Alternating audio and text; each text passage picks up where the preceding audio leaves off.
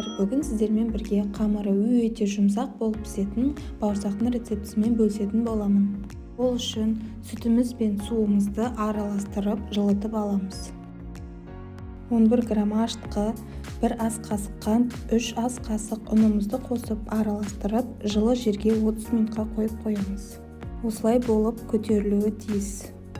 Тұз, қаймақ, майонезімізді қосып, ұнымызды үккіштен өткізе отырып, осылай жұмсақ қамыр илейтін боламыз. Бетін жауып, жылы жерге 1 сағатқа қойып қоямыз.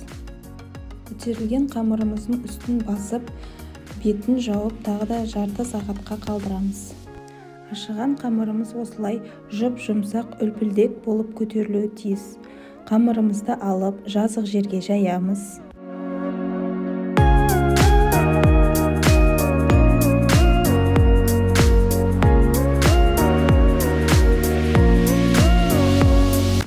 Өзімізге ыңғайлы бөлшектерге осылай бөліп аламыз.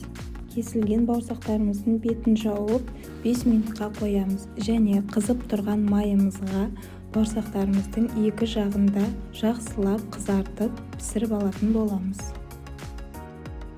Біздің тәп-тәтті жұп-жұмсақ бауырсақтарымыз дайын. Астарыңыз дәмді болсын. Менің каналыма тіркеліп, лайк басып, комментарий жазуды ұмытпаңыз.